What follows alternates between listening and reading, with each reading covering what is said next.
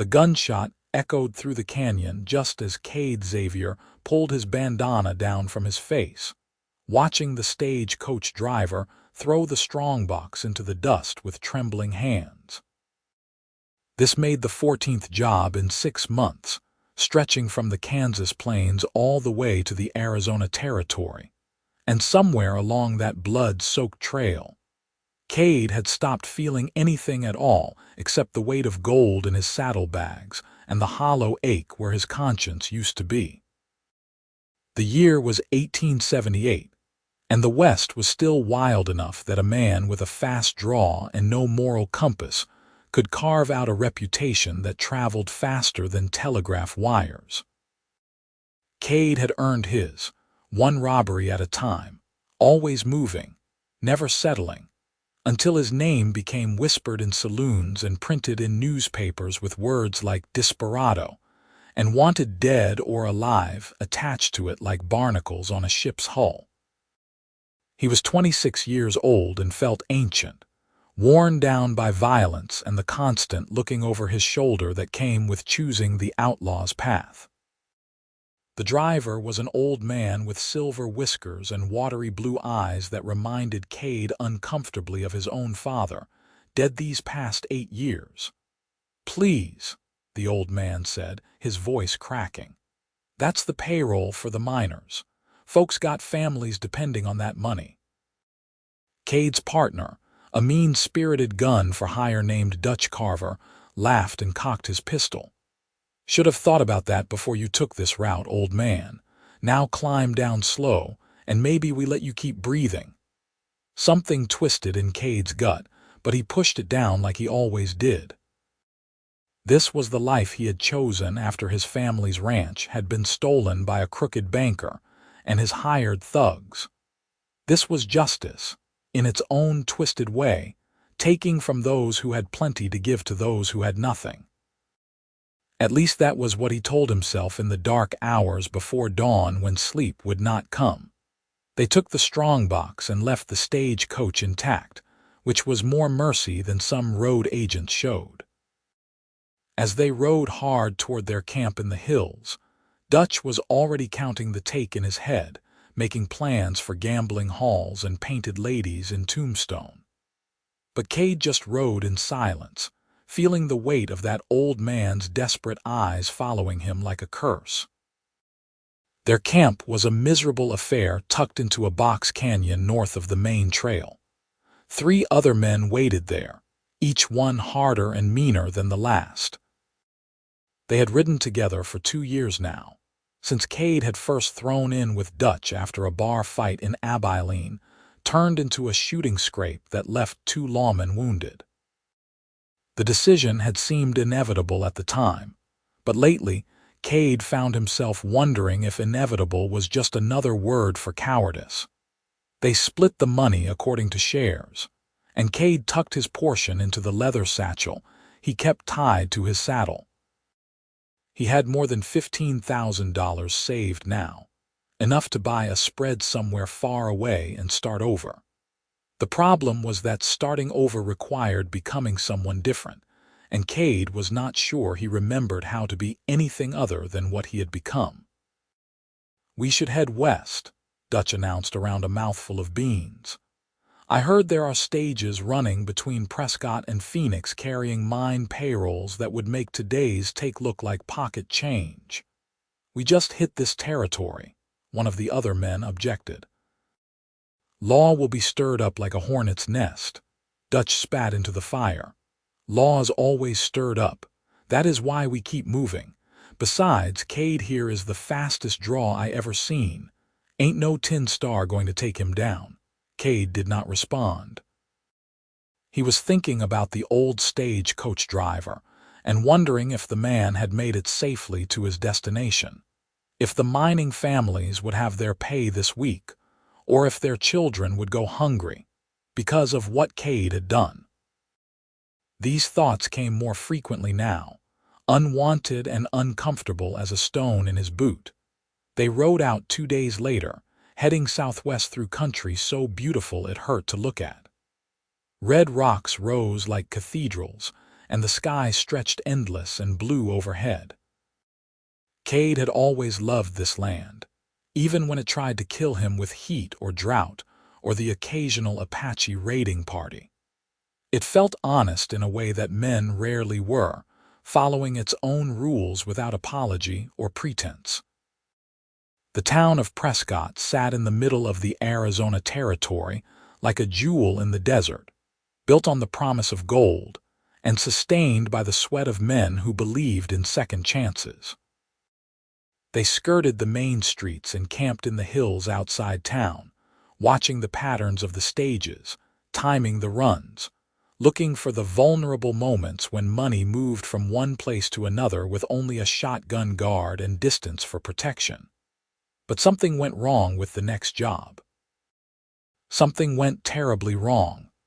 They stopped the stage on a narrow stretch of road where the pines grew thick and the shadows ran deep. It should have been simple, routine as any of the dozens of robberies Kade had pulled off before. But the shotgun guard was young and stupid and brave, and when Dutch pointed his gun, the guard raised his scatter gun and pulled the trigger. The blast caught Dutch square in the chest and threw him backward off his horse. The other men opened fire, and suddenly the air was full of thunder and smoke. Kade saw the guard go down, saw the driver slump over with blood spreading across his shirt, and something inside him snapped like a dry branch under too much weight. "Ride!" He shouted to the others, but they were already spurring their horses into the trees. Kade wheeled his roan gelding around and followed, his heart hammering against his ribs. Behind them, he could hear someone screaming, high and terrified and definitely female. They rode for hours, putting distance between themselves and the carnage. When they finally stopped to water the horses, Kade realized his hands were shaking. Dutch was dead. The guard was dead. The driver might be dead. And for what? A strongbox that might contain a few $1,000s or might contain nothing but papers and disappointment. "We have to go back," he said. The other men stared at him like he had lost his mind. "Go back," one of them repeated. "Go back and swing from a rope. Not a chance in hell, Xavier." "There was a woman on that stage. I heard her." "So, women ride stages all the time, not our concern." But it was his concern somehow in a way Kade could not articulate. He kept hearing that scream, kept seeing Dutch's body twisted in the dust, and he knew with sudden crystalline clarity that he had reached the end of something. This life, this path, it stopped here. "I am done," he said quietly. The other men exchanged looks. "You are not thinking straight," one of them said. "It is the shock. Tomorrow you will see different." But Kade was already untying his satchel from the saddle, already calculating how far he could ride before word of the robbery spread. "I am done," he repeated, louder this time. "I am out. Divide my share however you want. I do not care any more." He rode north through the night, putting the Arizona Territory behind him with every mile. His mind kept returning to that scream, to the sound of gunfire, to the growing list of sins he carried like stones in his pockets. He needed to stop. He needed to find somewhere quiet and unremarkable, somewhere he could disappear and maybe, if he was very lucky, figure out how to live with what he had done. 3 weeks later, he rode into Mineral Point, Wisconsin, with a new name on his lips and the last of his money sewn into the lining of his coat.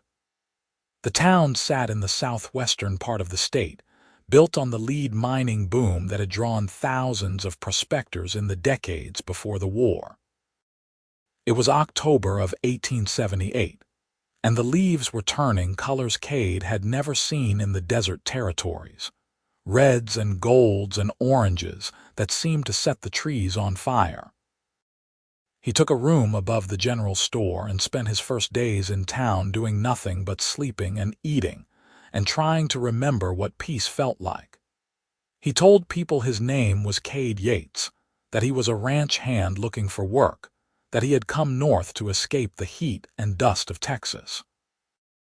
Most folks accepted the story without question, because Mineral Point was the sort of place where people came to start over, where asking too many questions was considered impolite. On his 5th day in town, he wandered into the church to escape a cold rain that had turned the streets to mud. He had not been inside a church since his mother's funeral, but something drew him through those doors, some half-forgotten memory of what it felt like to believe in redemption. The interior was simple and clean, with wooden pews worn smooth by decades of use and windows that let in the gray afternoon light. A piano stood against one wall, and as Kade stood dripping in the doorway, someone began to play.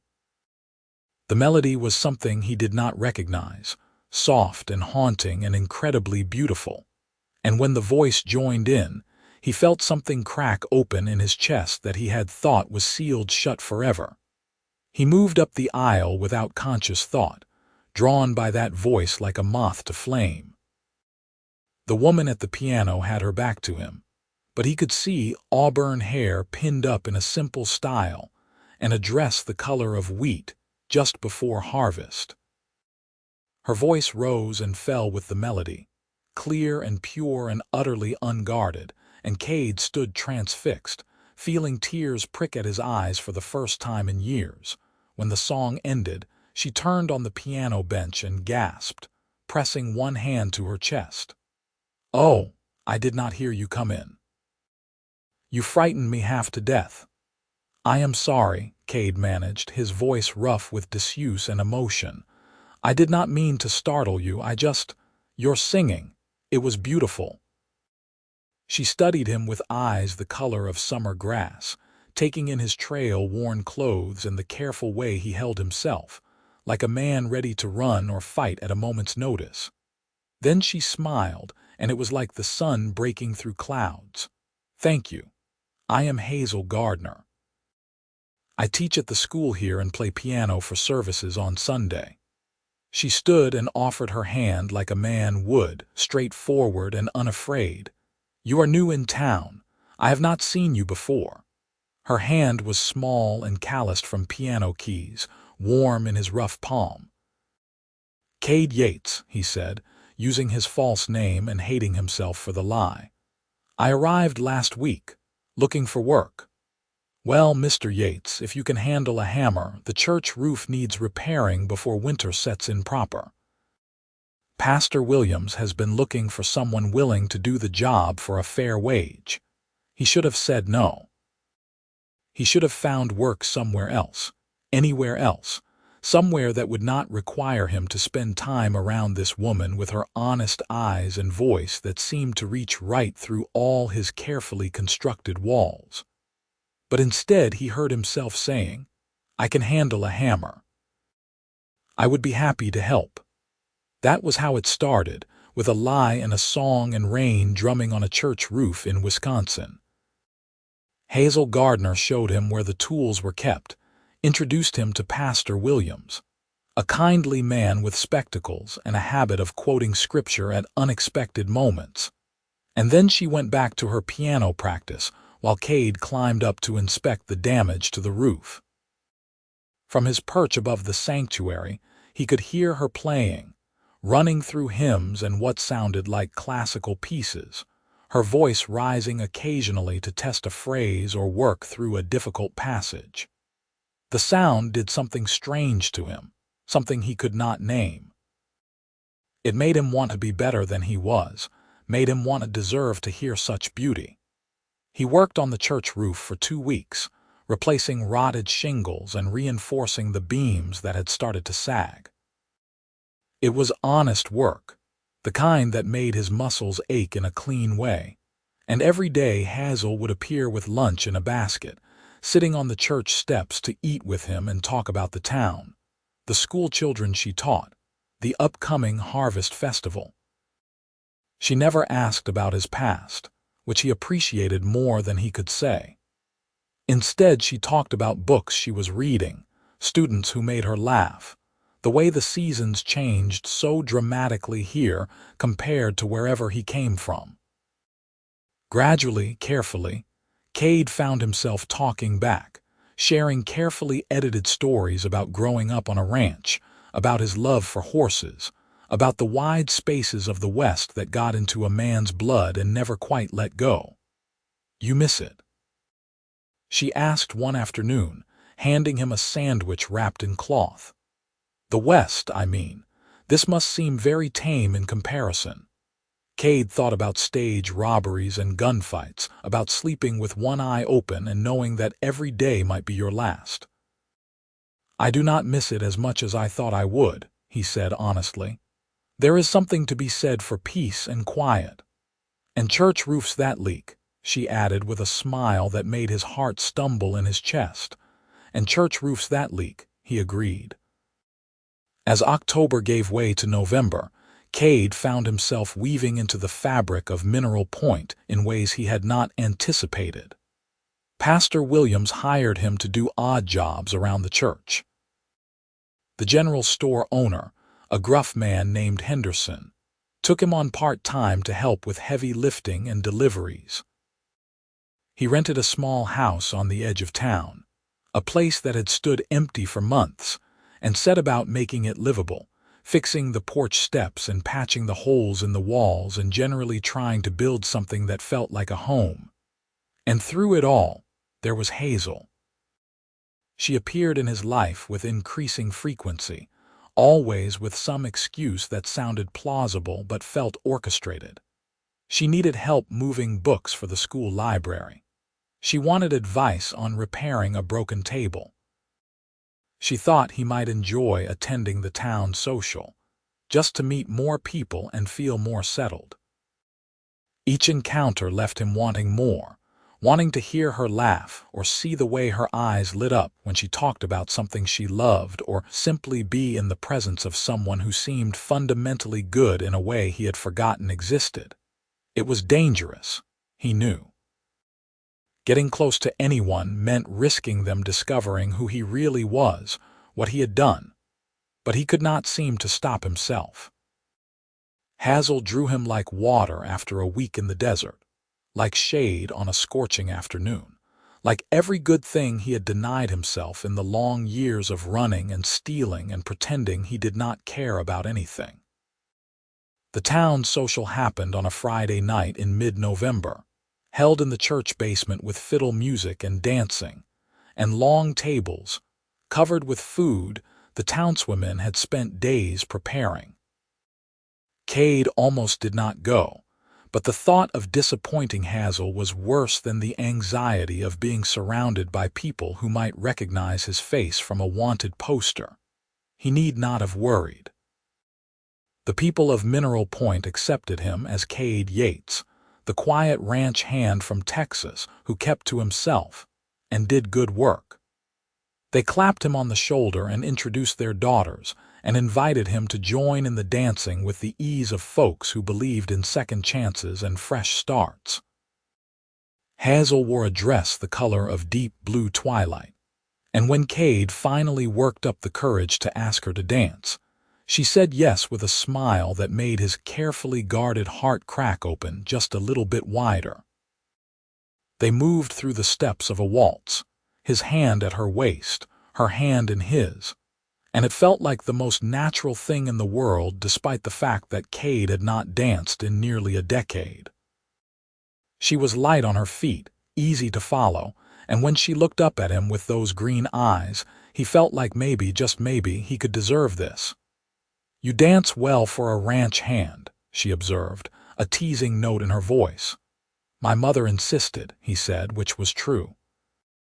Mary Xavier had believed that a gentleman should know how to dance, how to behave in polite company, even if that gentleman was destined to spend his life working cattle in the middle of nowhere. She said it was a necessary skill for a civilized man. "Your mother sounds like a wise woman." She was. The words came out rougher than he intended, weighted with grief that time had softened but never erased. "She died when I was 16. Hazel's expression shifted to sympathy without pity, which he appreciated. I am sorry. My own mother passed 5 years ago. It leaves a hole, does it not? No matter how much time goes by. It does, he agreed, and they finished the dance in comfortable silence, moving together like they had been partners for years instead of weeks. As winter settled over Mineral Point, covering the world in snow and forcing everyone indoors, Kade found his life falling into patterns that felt suspiciously like contentment. He worked various jobs around town, saving his money and building a reputation as someone reliable and skilled.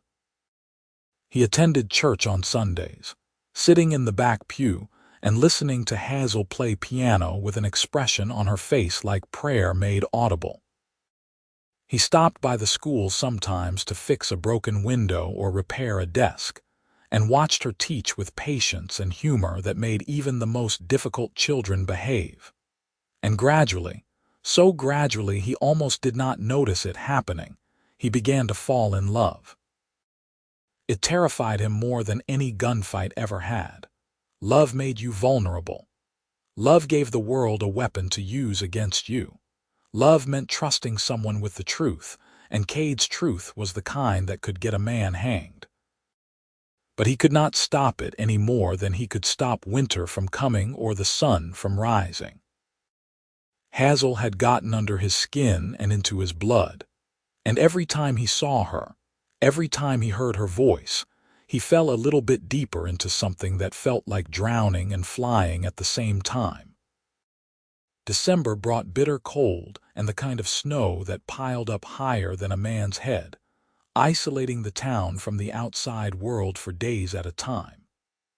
Kade spent his mornings shoveling paths through the drifts, and his afternoons helping Pastor Williams keep the church warm and functional. It was during one of these afternoons, with wind howling outside and Hazel playing piano in the sanctuary to keep her fingers nimble, that everything changed. Pastor Williams had gone to visit a sick parishioner, leaving Kade to finish stacking firewood in the church basement. When he came upstairs, Hazel was no longer at the piano. Instead, she stood at one of the windows, staring out at the storm with an expression he could not read.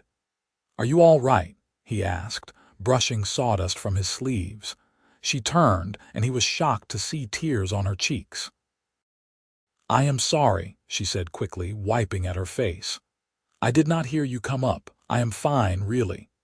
He crossed to her without thinking, every instinct screaming that she was not fine, that something had hurt her and he needed to fix it. "Hazel, what is wrong?" She laughed, but it was a broken sound. "It is silly. Just something Pastor Williams said earlier about the date, about it being the anniversary of something." She shook her head. "Today is the day my father died, 7 years ago. Most of the time I can manage, but sometimes it just strikes me, how much I miss him, how unfair it all was." "How did he die?" Kade asked gently, offering her his handkerchief. She took it with a grateful nod. "He was a stagecoach driver. He was shot during a robbery attempt outside Prescott, Arizona.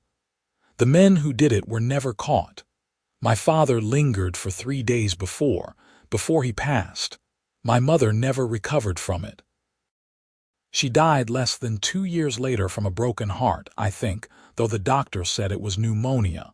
The world tilted sideways.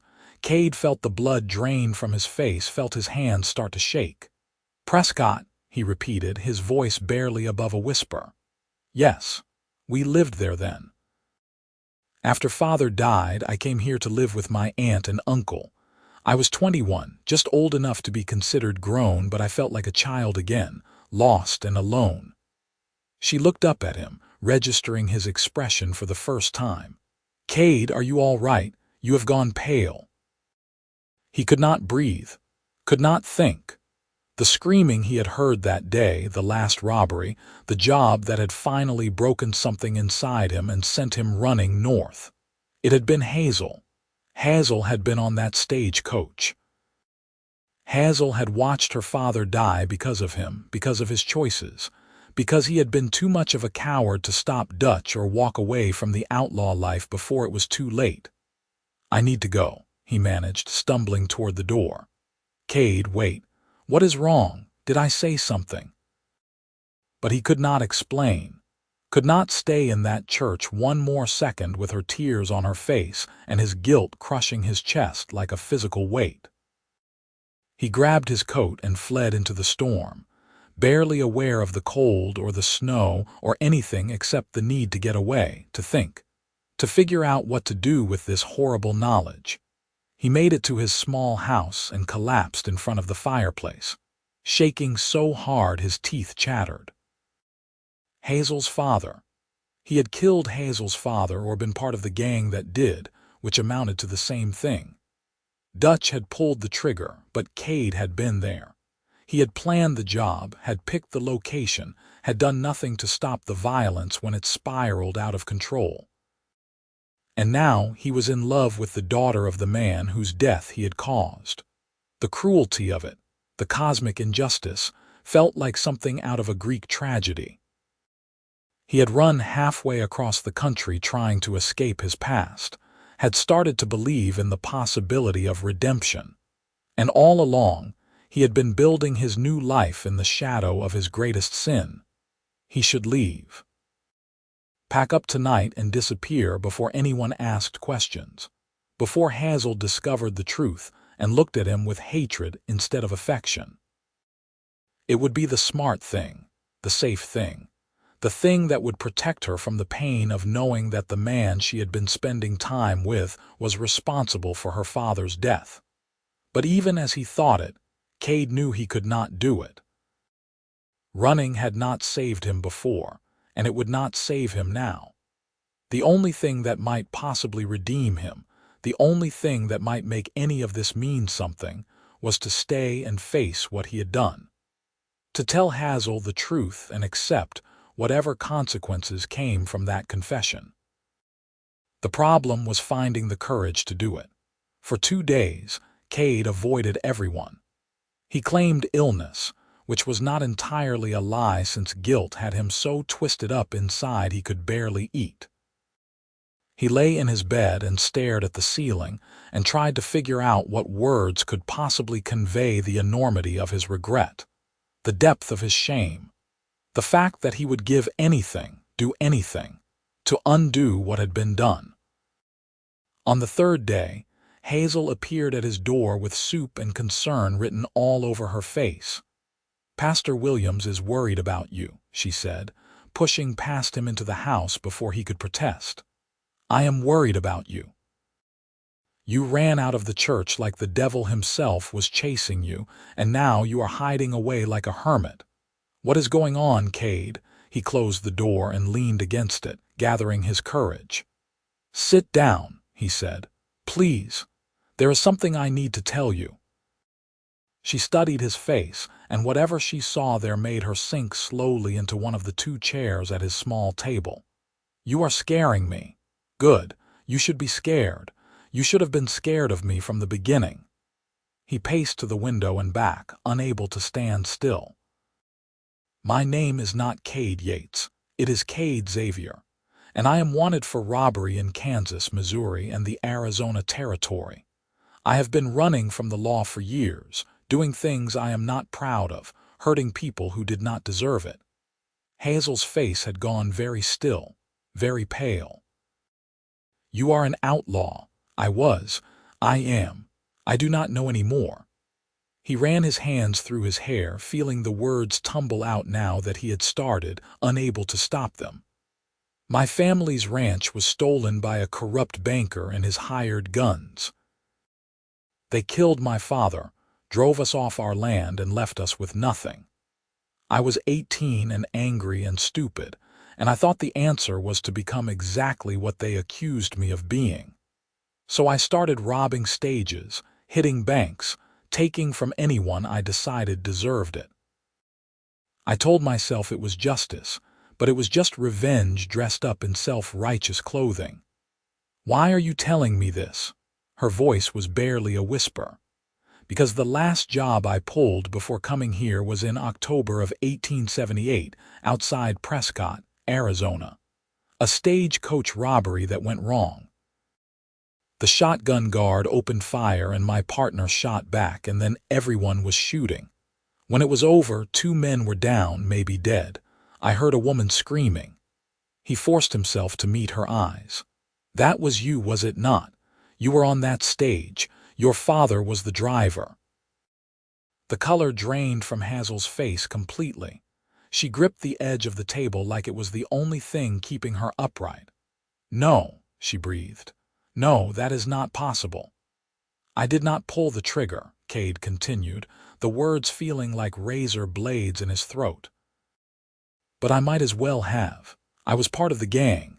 I planned the robbery, I knew the risks, and I let it happen anyway. Your father died because of choices I made, and I am so sorry, Hazel. I am so desperately, impossibly sorry." She stood abruptly, knocking the chair backward. Tears streamed down her face and her hands shook as she pressed them to her mouth. "Get away from me," she choked out. I cannot even look at you right now. I know, I understand." He wanted to reach for her, to comfort her, but he had forfeited that right the moment he had decided to rob that stagecoach. "I will leave town, tonight if you want. I will go somewhere you never have to see me again." "Yes," she said viciously. "Yes, leave, go. I do not ever want to see your face again." She fled then, running out into the snow without her coat, and Kade let her go because what else could he do? He had destroyed her peace, shattered her trust, revealed himself to be the monster responsible for the worst tragedy of her life. There was no coming back from that, no forgiveness possible for a sin that deep. He packed his saddlebags with the methodical efficiency of someone who had done it 100 times before. Clothes, money, the few belongings he had accumulated during his months in Mineral Point. He would leave in the morning, head further west or maybe south, find another town where no one knew his face or his name or what he had done. The knock at his door came after midnight, so soft he almost missed it. He opened it to find Pastor William standing in the snow, his breath pluming in the freezing air. "May I come in?" the pastor asked. Kade stepped aside, confused and wary. Pastor Williams entered and settled himself in one of the chairs, studying Kade with an expression that was impossible to read.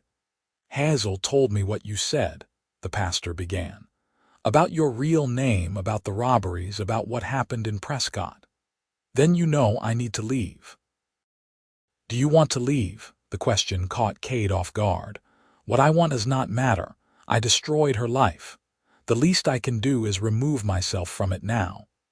Pastor Williams was quiet for a long moment, his fingers steepled in front of his face. "Do you believe in redemption, Mr. Xavier?" "I used to. I am not sure anymore." "Redemption is not easy," the pastor said slowly. "It requires confronting what we have done, accepting responsibility for our sins, and then doing the hard work of becoming someone better. Running away is the opposite of redemption. It is just another form of cowardice." The words hit harder than any punch. "What do you want me to do? She hates me. She has every right to hate me. Staying here would only cause her more pain." "Perhaps. Or perhaps staying and facing the consequences of your actions, showing her through your deeds that you are more than the worst thing you ever did, might be the braver choice." Pastor Williams stood, preparing to leave. "I am not saying she will forgive you. I am not even saying she should. But if you truly care about her, if you truly want to be a better man, then you owe her more than another disappearing act." After the pastor left, Kade sat in the darkness for hours, turning those words over in his mind. Running was easy. He had been running for years. But maybe that was exactly why he needed to stop. He unpacked his saddlebags as the sun rose, washing the snowy world in shades of pink and gold. He would stay. He would face whatever came next. And if Hazel never spoke to him again, if she spent the rest of her life hating him, he would accept that as the price of his choices. The next weeks were the hardest of Kade's life, harder even than the desperate years after his family lost everything. He continued working odd jobs around town, but the easy camaraderie he had built with the townspeople evaporated once word got around about his past. Some folks crossed the street to avoid him. Others confronted him directly, demanding to know if he posed a danger to their families. Only Pastor Williams and a few others stood by him, offering quiet support and the kind of grace Kade was not sure he deserved. Hazel avoided him completely. He would see her occasionally, walking to the school or leaving the church after practice, and every time their eyes met, she would look away like the sight of him caused physical pain. It was an agony worse than any physical wound, knowing that he had destroyed something precious and irreplaceable. Christmas came and went in a blur of snow and forced celebration. Kade spent the day alone in his house, listening to the church bells ring and wondering if this was what the rest of his life would look like, penance served one lonely day at a time. January brought bitter cold and a letter from the territorial marshal's office. Someone had recognized Kade's real name and reported him. He was being investigated for his involvement in the Prescott robbery and several others. The letter informed him that a deputy marshal would be arriving in Mineral Point within the month to conduct an interview and determine whether charges should be filed. Kade read the letter 3 times and then burned it in his fireplace. He had known this was coming, had known he could not hide forever. The question now was whether he would run again or finally face the consequences of what he had done. He chose to stay. The deputy marshal arrived on a Tuesday afternoon in late January, riding a big bay horse and wearing a badge that caught the winter sunlight.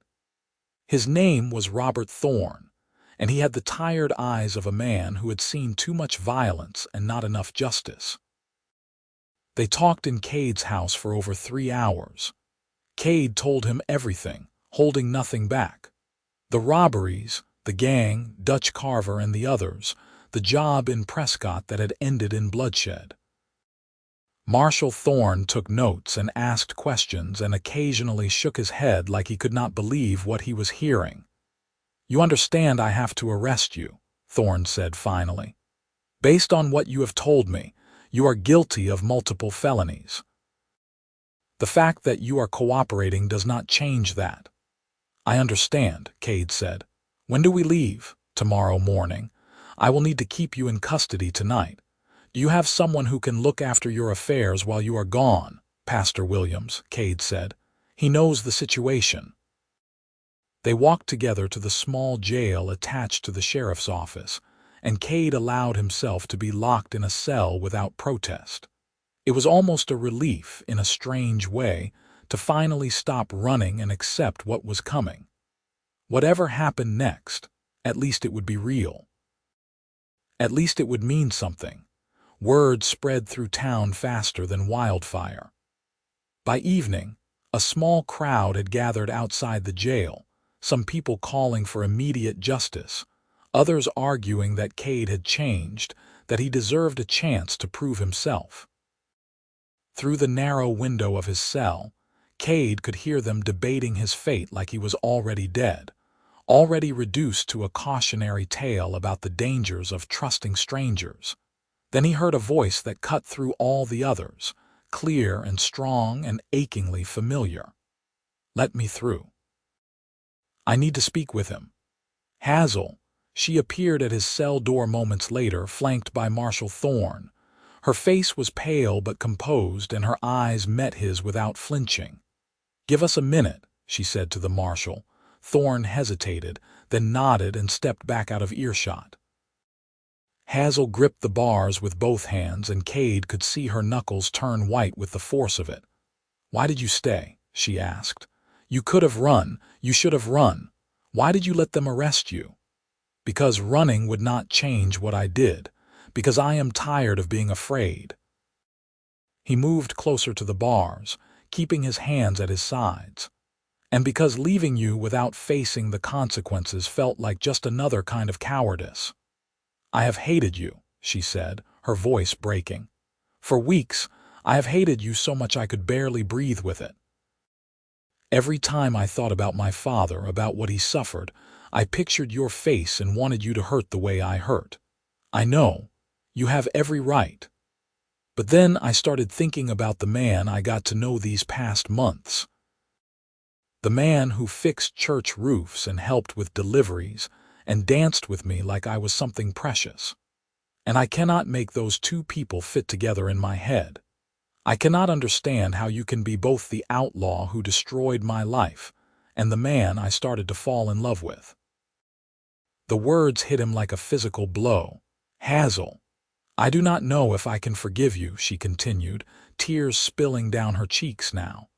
"I do not know if I should forgive you, but I also cannot just walk away and pretend these months meant nothing, so I need you to tell me the truth, all of it. Who you really are, what you really want, whether there is any chance that the man I knew was real and not just another lie." Kade took a shaky breath, feeling the weight of everything pressing down on him. "The man you knew was real. He was who I am trying to become, who I want to be. But the outlaw was real too. Both those things are true, and I cannot separate them no matter how much I wish I could."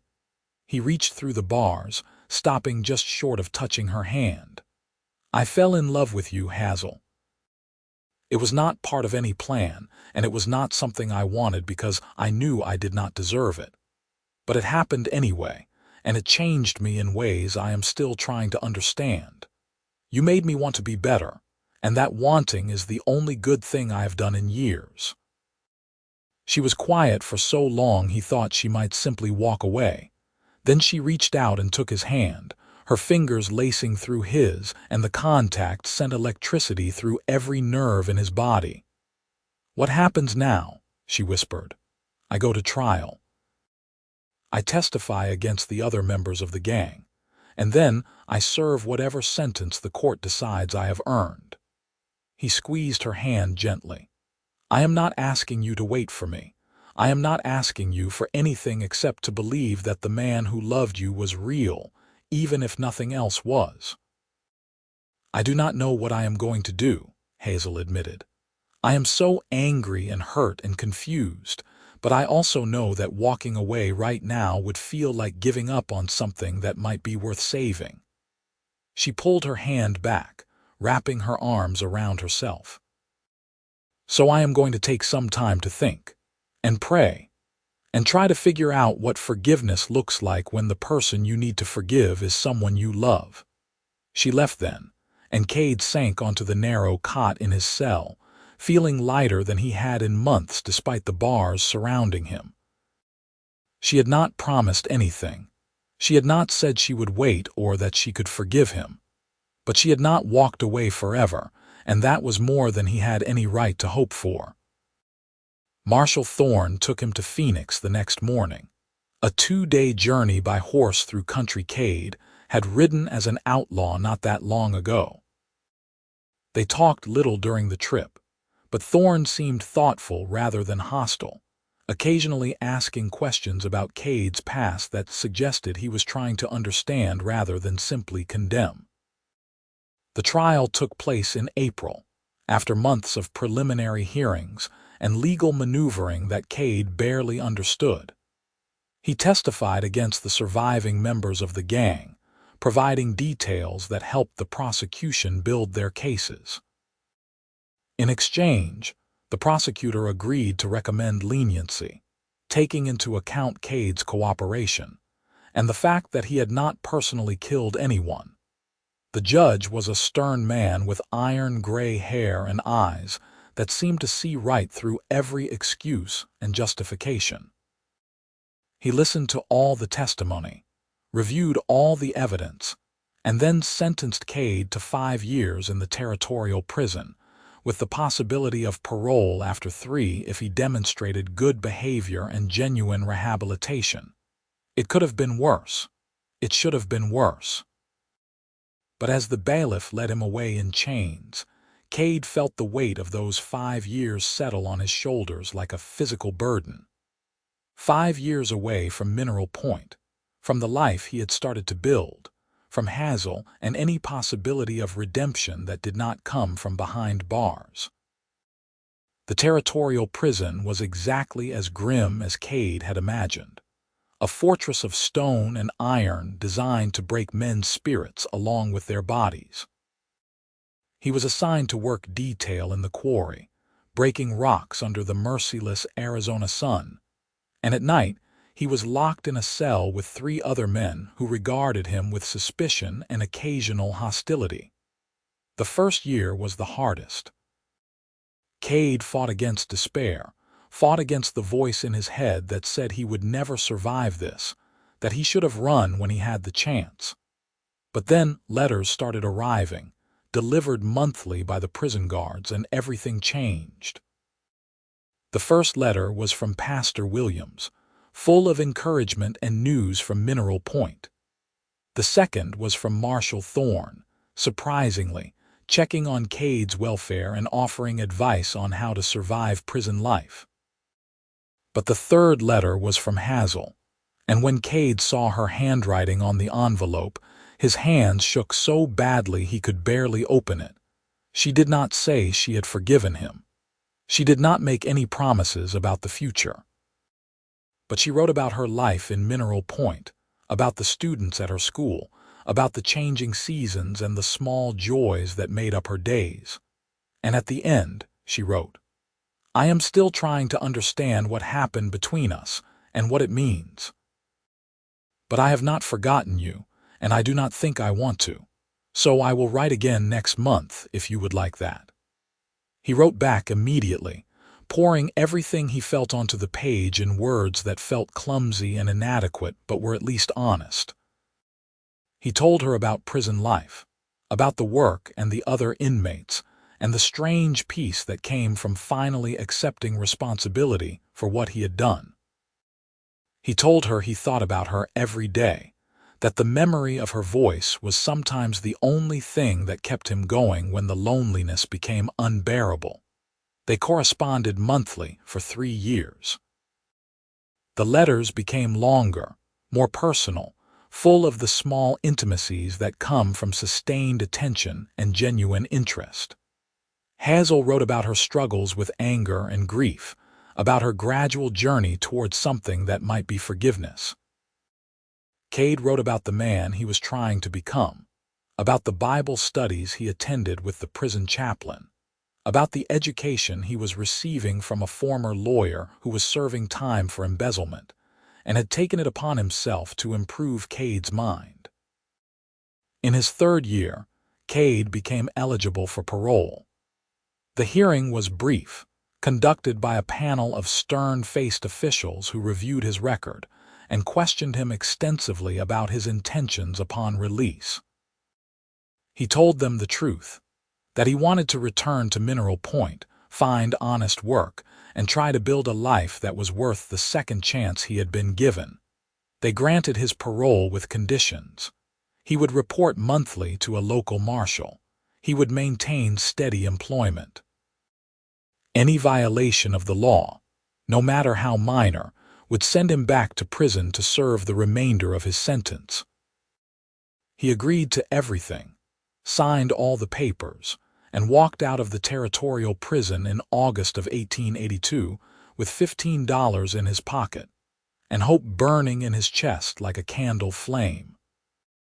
The journey back to Wisconsin took 3 weeks by train and stagecoach, each mile bringing him closer to the moment that terrified and exhilarated him in equal measure.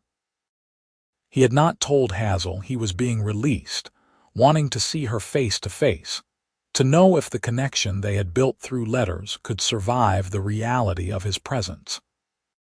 He arrived in Mineral Point on a warm afternoon in early September, when the trees were just beginning to hint at autumn colors. The town looked exactly the same, comfortingly familiar after years in the harsh landscape of Arizona. He walked through the streets with his head up, meeting the eyes of people who recognized him, accepting their stares and whispers as part of the price he had to pay. The school was on the west edge of town, a white building with a bell tower and windows that glowed with afternoon sunlight. Kade stood outside for a full 5 minutes, gathering his courage, before finally climbing the steps and knocking on the door. Hazel opened it, and time stopped. She was more beautiful than he remembered, her auburn hair touched with gold in the sunlight, her green eyes widening with shock as she recognized him. For a moment, they just stared at each other, 3 years of letters and longing hanging in the air between them. "Kade," she breathed finally. "You are here, you are really here. I was released on parole last month. I should have written to tell you I was coming, but I wanted." He trailed off, unsure how to finish that sentence. "Come in," she said, stepping back to let him enter. "School is done for the day, we can talk." The classroom was empty, chairs stacked neatly and the blackboard wiped clean. Hazel led him to her desk and perched on the edge of it, studying him with an intensity that made him feel exposed and seen in ways that had nothing to do with vulnerability. "You look different," she said finally. "Older, harder. Prison will do that." He managed a smile that felt rusty from disuse, "But I am trying to be better than I was. I spent the last 3 years working on that, trying to figure out who I want to be." "I know. Your letters told me that." She folded her hands in her lap, and he could see they were trembling slightly. "I have spent the last 3 years working on my own questions, about forgiveness and justice, and whether it is possible to love someone who hurt you in ways you can never fully repair. Did you find any answers?" She laughed, but it was a sound without humor. "Some, not as many as I wanted." She looked up at him, and there were tears in her eyes. "I cannot forget what happened to my father, Kade. I cannot pretend that did not happen or that it does not matter. It will always be there, a scar I carry." "I know. I would never ask you to forget. But I also cannot forget who you became in Mineral Point, or the man I have come to know through your letters. And somewhere in the space between those two truths, I found something that might be forgiveness, or at least the beginning of it." She stood and crossed to him, stopping close enough that he could smell the lavender soap she used. "I do not know what happens next. I do not know if we can build something real from all this brokenness, but I would like to try if you would. Hazel." Her name came out rough, choked with emotion. "I do not deserve this. I do not deserve you. Maybe not. But maybe we do not get what we deserve. Maybe we get what we are brave enough to fight for." She reached up and touched his face, her palm warm against his cheek. "I have been so angry for so long, Kade. I am tired of being angry. I want to try being happy instead, and I think you might be part of that happiness if we can figure out how to do this." He covered her hand with his, holding it against his face like something precious. "I will spend the rest of my life trying to be worthy of that chance." "I know you will," she said softly. "That is why I am willing to try." They stood like that for a long moment, close but not quite touching, the weight of everything they had been through hanging between them like a bridge they were both deciding to cross. Then Kade pulled her into his arms, and she came willingly, wrapping herself around him with a fierceness that spoke of 3 years of letters and loneliness and stubborn hope. "I love you," he murmured into her hair. "I have loved you since the day I heard you singing in the church, and prison did not change that. Distance did not change that. Nothing will ever change that." "I love you too," she whispered back. "I fought against it for so long because it felt like a betrayal of my father's memory. But I think he would have wanted me to be happy. I think he would have believed in second chances." They pulled back enough to look at each other, and then Kade was kissing her, gentle and reverent and full of 3 years of wanting. Hazel kissed him back with equal fervor, her hands tangling in his hair, and for that moment everything else fell away except the simple, perfect truth of this. When they finally broke apart, both breathing hard, Hazel laughed. "Well," she said, "that was worth waiting for. I am sorry it took so long. Do not be. Some things need time."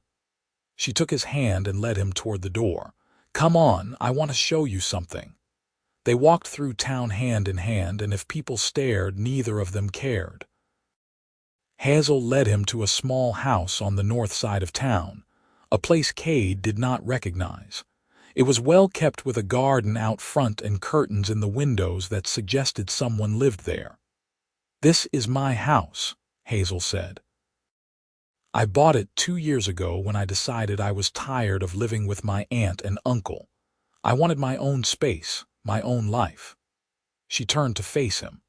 "I am not asking you to move in or anything scandalous like that, but I wanted you to see it, to know that I built this while you were gone. I built a life I am proud of, and now I am choosing to see if you can fit into it." "I do not want to fit into your life," Kade said seriously. "I want to build one with you if you will let me, something that belongs to both of us equally." She smiled, bright and genuine and full of the hope he had been carrying for 3 years. "I would like that very much." The weeks that followed were not easy, but they were good. Kade found work with a local carpenter, learning skills that had nothing to do with guns or violence. He reported to Marshal Thorne monthly as required, and slowly earned back the trust of the townspeople who had watched him fall, and were now watching to see if he could rise again. He courted Hazel properly, with flowers and dinners and long walks where they talked about everything and nothing. They attended church together on Sundays, and Kade listened to her play piano with the same sense of awe he had felt that first day. They navigated the complicated waters of building something new on the foundation of shared pain, learning each other's boundaries and triggers, figuring out how to be honest without being cruel. In December, as the first snow fell and winter settled over Mineral Point, Kade asked Hazel to marry him. He did it simply, without grand gestures or elaborate planning, just the two of them sitting by her fireplace on a cold evening. "I know I have no right to ask this," he said, taking her hand in his. "I know what I have done and what I will always carry. But I want to spend the rest of my life with you, Hazel Gardner. I want to build a home and a family and grow old together. I want to be the man you deserve, and keep trying to be that man every single day. Will you marry me?" She looked at him for a long time, her green eyes searching his face like she was memorizing every detail. Then she smiled, and it was like the sun breaking through winter clouds. "Yes," she said simply. "Yes, Kade Xavier, I will marry you." They were married in February of 1883 in the same church where Kade had first heard Hazel sing. Pastor Williams performed the ceremony, and half the town attended despite the bitter cold. Hazel wore a dress of cream-colored silk, and Kade wore new clothes that marked him as a working man with pride in his appearance. They exchanged vows that they had written themselves, promising honesty and patience and the kind of love that endures through hardship. When Pastor Williams pronounced them husband and wife, and Kade kissed his bride for the first time in front of the entire congregation, he felt something settle in his chest that he had not realized was missing. Peace. Wholeness. The sense that maybe, finally, he had found his way home. They moved into Hazel's house together, and Kade set about making it truly theirs. He built furniture and repaired everything that needed fixing and planted a larger garden for the coming spring.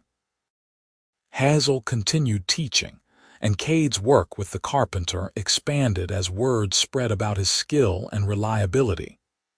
They built a life together, one careful day at a time, learning how to be married and how to navigate the occasional rough patches that came with combining two lives into one. In the fall of 1883, Hazel told him she was pregnant. The news terrified and thrilled him in equal measure. The thought of becoming a father both a tremendous responsibility and an incredible gift. They spent the winter preparing, turning the spare room into a nursery, reading books about child rearing, arguing good-naturedly about names. Their son was born in May of 1884, a healthy baby with a powerful set of lungs and his father's dark hair. They named him Samuel, after Hazel's father, and when Kade held his son for the first time, he felt tears stream down his face without shame. "Thank you," he whispered to Hazel, who lay exhausted but radiant in their bed. "Thank you for this, for him, for giving me a chance when I did not deserve one." "We gave each other a chance," she corrected gently. "That is what love does, Kade. It takes broken pieces and makes something new." Samuel grew into a bright, curious toddler who filled their house with laughter and chaos. Kade proved to be a devoted father, patient and playful, determined that his son would never know the violence and uncertainty that had marked his own childhood. He told Samuel stories about the West, carefully edited versions that emphasized the beauty of the land rather than the harshness of outlaw life. In 1886, Hazel gave birth to their daughter, a tiny girl with her mother's auburn hair and green eyes. They named her Mary, after Kade's mother, and she was the most beautiful thing Kade had ever seen. He held her in the crook of his arm and marveled at how something so small and fragile could contain so much future, so much possibility. Life settled into comfortable rhythms. Kade's carpentry business grew successful enough that he was able to hire an apprentice. Hazel took a few years away from teaching to focus on the children, but continued to play piano at church and give private lessons to students who showed promise. They bought the house from Hazel outright and made improvements, adding a second story and a proper workshop for Kade's tools. The townspeople of Mineral Point, who had once whispered about the outlaw who had come to live among them, gradually accepted Kade as one of their own. He served on the town council, helped organize the annual Harvest Festival, and earned a reputation as someone you could count on when times got tough. The past was still there, a shadow that never completely faded, but it no longer defined him the way it once had. In 1888, Kade's parole officially ended. Marshal Thorne made a special trip to Mineral Point to deliver the news personally, shaking Kade's hand and telling him he was proud of the man he had become. The marshal stayed for dinner, charming the children with stories of his adventures and complimenting Hazel's cooking. As he was leaving, he pulled Kade aside. "You did it," Thorne said quietly. "You took the hardest road and walked it all the way to the end. Not many men have that kind of strength." "I had help," Kade replied, glancing back at the house where his family waited. "I had a reason to be better." "We all need reasons," the marshal agreed. "Yours just happened to be one worth fighting for." After Thorne left, Kade stood on his porch for a long time, looking out at the town that had become his home. He thought about the man he had been when he first rode into Mineral Point, desperate and running, convinced that redemption was something that happened to other people. He thought about Hazel's voice singing in an empty church, about prison and letters and the slow, painful work of learning to forgive himself. He thought about his children sleeping upstairs, innocent of their father's past, but bearing witness to his future. Hazel came to stand beside him, slipping her hand into his. "What are you thinking about?" "Everything," he admitted. "How far we have come, how lucky I am, how easily it could have gone differently if you had not given me a chance." "I gave us both a chance," she corrected, leaning her head against his shoulder. "And it turned out to be the best decision I ever made." They stood together in the gathering dusk, watching fireflies begin to appear in the garden and listening to the distant sounds of the town settling in for the night. Kade wrapped his arm around his wife and pulled her close, feeling the solid warmth of her against his side, the steady rhythm of her breathing, the absolute certainty that this was where he was meant to be. The years continued to unfold with the steady grace of a well-lived life. Samuel grew tall and serious, showing an aptitude for numbers that suggested he might become a banker or accountant. Mary was wild and joyful, always climbing trees and coming home with scraped knees and stories about her adventures. Kade and Hazel watched their children grow with the mixture of pride and terror that all parents feel, marveling at how quickly time passed. In 1890, their third child was born, another boy they named Thomas. He was a quiet baby who rarely cried, content to observe the world with solemn dark eyes that reminded everyone of his father. With 3 children filling the house, life became a beautiful chaos of meals and bedtimes, school lessons and Sunday services, the kind of ordinary domesticity that Kade had once thought was forever beyond his reach. He never forgot what he had done, the people he had hurt, the man he had been. Some nights he still woke from nightmares about stage coaches and gunfire, about Dutch carver's laugh and the weight of a pistol in his hand. But Hazel was always there beside him, reaching for him in the darkness, anchoring him to the present with her touch and her steady love. They talked about his past sometimes, when the children were asleep and the house was quiet. Hazel would ask questions about his life before Mineral Point, and Kade would answer honestly, neither glorifying nor minimizing what he had done. It was important to both of them that the truth existed between them without shame or secrets, that they built their marriage on a foundation of complete honesty, no matter how uncomfortable that sometimes was. "You ever regret it?" Hazel asked one night, after they had been married almost 10 years.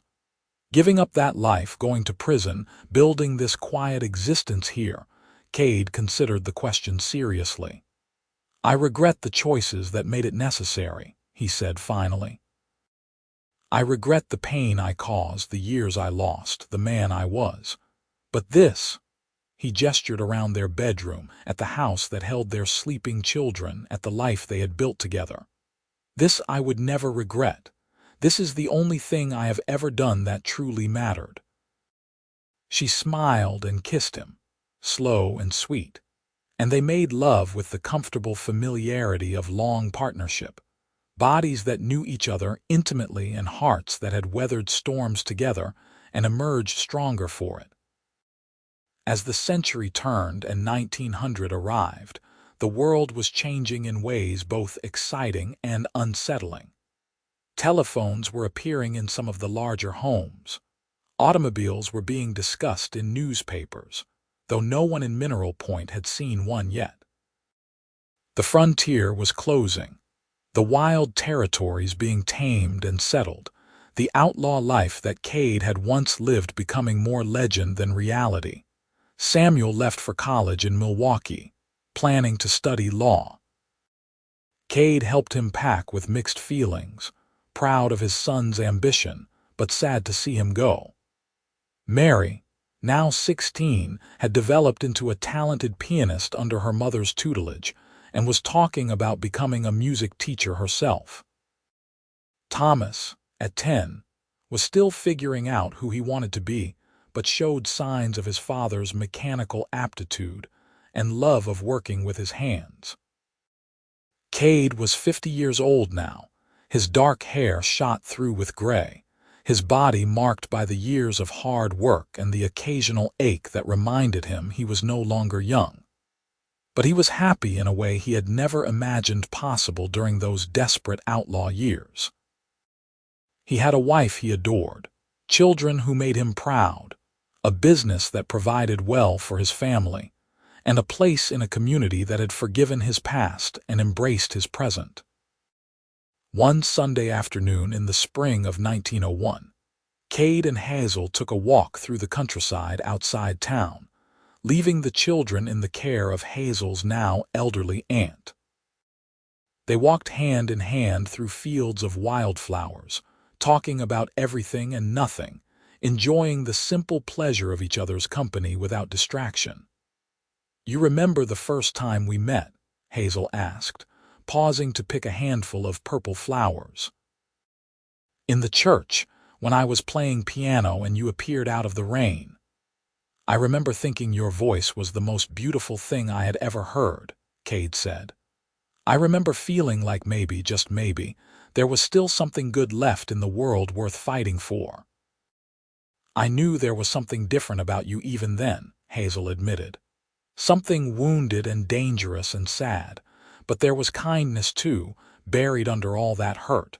I saw glimpses of it when you thought no one was looking." "You saw me," Kade said simply. "The real me, not just the mask I wore, and somehow that made me want to be the man you thought I could be." They found a spot overlooking a small creek and sat together on the grass, Hazel leaning back against Kade's chest while he wrapped his arms around her. The afternoon sun was warm on their faces, and somewhere nearby a meadowlark was singing. "I want you to know something," Hazel said after a long, comfortable silence. "I do not think I could have made it through losing my father without eventually finding you. I was so angry for so long, so full of bitterness and grief. But loving you and being loved by you, it taught me that forgiveness is not about forgetting or condoning what happened. It is about choosing not to let the past poison everything good in the present." "You taught me the same thing," Kade replied, tightening his arms around her. "That maybe we are not defined by the worst things we have done. That maybe there is always a chance to be better if we are brave enough to try." They sat together as the sun moved across the sky, two people who had found each other in the aftermath of tragedy and built something beautiful from the wreckage. Their love story was not simple or easy or without scars, but it was real and hard-won and entirely their own. As they walked back to town in the gathering twilight, Hazel turned to Kade and smiled. "Thank you," she said. "For what? For staying. For choosing the hard path. For becoming the man I needed you to be." She stood on her tiptoes and kissed him softly. "For loving me enough to change." "I would do it all again," Kade said, meaning every word. "Every hard moment, every painful choice, if it meant ending up right here with you." They walked home together through the deepening dusk, their hands clasped and their hearts full. Two people who had traveled very different roads to reach the same destination. Behind them lay years of pain and struggle and hard-won redemption. Ahead lay whatever future they would build together, one day at a time, with love as their foundation and hope as their guide. The years rolled on with the gentle inevitability of seasons changing. Samuel graduated law school and opened a practice in Milwaukee, eventually marrying a schoolteacher and giving Kade and Hazel their first grandchild in 1905. Mary did become a music teacher, taking over her mother's position at the Mineral Point School when Hazel decided to retire. Thomas apprenticed with his father in carpentry and showed a natural talent that suggested he would take over the business someday. Kade and Hazel grew older together, their love deepening with each passing year in the way that only comes from truly knowing another person. They celebrated anniversaries and holidays, welcomed grandchildren with joy, nursed each other through illnesses, and held each other through the losses that inevitably come with age. In 1910, on their 27th wedding anniversary, Kade took Hazel back to the church where they had first met. It was evening, and the building was empty except for the two of them. He led her to the piano and asked her to play something, anything. Hazel smiled and sat down at the familiar instrument. Her hands moved over the keys with the practiced ease of a lifetime, and she began to sing the same hymn she had been practicing that rainy day so many years ago. Her voice was older now, not as pure as it had been, but to Kade, it was still the most beautiful sound in the world. When the song ended, he applauded softly. "That is the sound that saved my life," he said. "The day I heard you singing, I was so lost I did not even know which way was up anymore. But your voice cut through all that darkness and showed me there was still light in the world." "And you showed me that forgiveness is possible," Hazel replied, turning on the bench to face him. "That love can grow even in the hardest soil. That sometimes the most broken people become the strongest once they are mended." He pulled her to her feet and into his arms, holding her close in the quiet church where their story had begun. "I love you, Hazel Xavier. I have loved you for 27 years, and I will love you for however many more we have." "I love you too," she whispered against his chest. "Thank you for hanging up your guns. Thank you for choosing me, choosing us, choosing this life." They stood together in the gathering darkness, two people who had been shaped by tragedy and transformed by love, grateful for every moment they had been given and every moment still to come. Kade Xavier had robbed stages from Abilene to Prescott, had worn a price on his head and slept with one hand on his gun. He had been a wanted man, a criminal, someone mothers warned their children about and lawmen hunted with grim determination. But then he had heard a soft voice singing in an empty church, and everything had changed. He had hung up his guns for that voice, for the woman who owned it, for the possibility of becoming someone better than he had been. And in doing so, he had found something more valuable than any strongbox he had ever stolen, more precious than all the gold in the Arizona territory. He had found home. He had found love. He had found redemption in the arms of the woman, whose father he had helped to destroy. And together, they had built a life that proved even the darkest past could be overcome with enough courage and grace. As they left the church that evening and walked home through the familiar streets of Mineral Point, Kade looked at his wife's face in the lamplight and knew with absolute certainty that every hard moment, every painful choice, every year of struggle had been worth it. Because this was what mattered. This was what lasted. Not the violence or the running or the desperate years of trying to outrun his sins, but this quiet love, this hard-won peace, this ordinary, extraordinary life they had created together. Kade Xavier, once an outlaw and always a repentant man, had finally found his way home. And he knew, with the deep conviction that comes from living through the worst and emerging into something better, that he would never take that gift for granted. Their story was one of second chances and stubborn hope, of forgiveness freely given and gratefully received. It was a love story forged in fire and tempered by time, and it would endure as long as memory lasted in the small Wisconsin town, where a wanted man had found sanctuary, and a grieving woman had found the courage to love again. Years later, when Kade and Hazel were both well into their 70s, they would sit on their porch in the evening and watch their grandchildren play in the yard. Sometimes one of the children would ask about the old days, about what life was like when Grandpa was young, and Kade would tell them carefully selected stories about the West, about wide open spaces and the beauty of the desert at sunset. He never told them about the robberies, or the violence, or the years he had spent running from the law and himself. Those stories would be told someday, perhaps, when the children were old enough to understand the complexities of redemption and the price of second chances. But for now, it was enough to let them believe their grandfather had always been the kind, steady man they knew, who built furniture and loved their grandmother with a devotion that made even decades-long marriages look passionate. Hazel would watch him telling these stories and smile, knowing the truth, but also knowing that the man sitting beside her bore little resemblance to the desperate outlaw who had stumbled into Mineral Point so many years ago. That man had died in a territorial prison, and someone better had been born in his place. The past was real and could not be erased, but it also did not have to define everything that came after. In 1915, as the world edged toward war and change swept across the nation like wildfire, Kade fell ill with pneumonia.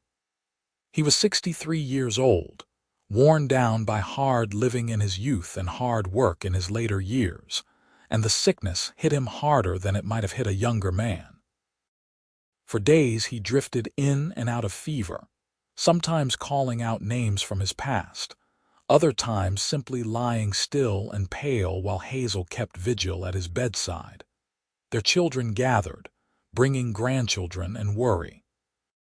The doctor came twice a day, doing what he could but privately telling the family to prepare for the worst. But Hazel refused to accept that this was the end. She sat beside her husband's bed and talked to him constantly, reminding him of all the reasons he had to fight, all the moments they still needed to share. "You cannot leave me yet," she told him one night, her voice fierce with determination. "We have 3 more grandchildren on the way that you have not met yet. We have our 50th wedding anniversary to celebrate in a few years. We have so much life left to live, Kade Xavier. You do not get to give up now." And somehow, whether through sheer willpower or the strength of her love or simply because it was not yet his time, Kade rallied. The fever broke, his strength slowly returned, and by March he was back on his feet, shaky but determined to prove that death would have to work harder to claim him. "You are stubborn," Hazel told him, helping him down the porch steps for his first walk since the illness. "I learned from the best," he replied, squeezing her hand. "You did not give up on me when you should have. I am not about to give up on us now." They made it to their 50th wedding anniversary in 1933, surrounded by 3 generations of family in the house that Kade had helped to build so many decades ago. The celebration was simple but joyful, full of laughter and memories, and the kind of love that only comes from building a life together one day at a time. Kade was 81 years old now, his body marked by age and hard use, his hands gnarled with arthritis but still capable of holding his wife's with perfect gentleness. Hazel was 74, her auburn hair now completely silver, her green eyes still bright and sharp, and full of the intelligence and compassion that had first drawn him to her. They cut a cake and accepted congratulations, and told stories about their early years together, editing out the difficult parts for the younger children, but being honest about the challenges they had faced. It was important to both of them that their family understood that love was not always easy, that sometimes it required forgiveness and patience and the willingness to keep choosing each other, even when it would be easier to walk away. As the party wound down and their children and grandchildren headed home, Kade and Hazel found themselves alone on their porch once more, the place where they had shared so many quiet moments over the years. The spring evening was mild and beautiful, full of the promise of summer to come. 50 years, Hazel mused, leaning against him. "When I married you, I was not sure we would make it 5, if I am being honest. We had so much baggage, so much hurt between us." "But we made it," Kade said, wrapping his arm around her shoulders. "We did the hard work. We chose each other every single day, even when it was difficult." "Especially when it was difficult," she agreed. "That is what love is, I think. Not the easy moments, but the hard ones. The choice to stay when leaving would be simpler." He kissed the top of her head, breathing in the familiar scent of her hair. "I would choose you again," he said quietly. "Every single time in every possible world I would choose you." "I know," she said, and there was a lifetime of certainty in those 2 words. "I would choose you too." They sat together as the stars came out and the night sounds of the town rose around them. 2 people who had found each other in the aftermath of tragedy, who had built something beautiful from pain and loss, who had proved that redemption was possible if you were willing to do the work. Kade Xavier had been an outlaw and a criminal, had caused pain and suffering that he could never fully repair. But he had also been a husband and father, a craftsman and community member, a man who had looked at his worst self and decided to become something better. His story was not about erasing the past, but about transcending it, about learning to live with the weight of what he had done while still moving forward into grace. And Hazel Gardner Xavier had been a victim of violence, had every reason to embrace bitterness and anger. But she had chosen forgiveness instead, had opened her heart to the impossible possibility of loving the man connected to her greatest tragedy. Her story was about the courage it takes to risk your heart again after it has been broken, about the strength required to see past someone's worst actions to the person they are trying to become. Together, they had created something that was greater than either of them alone.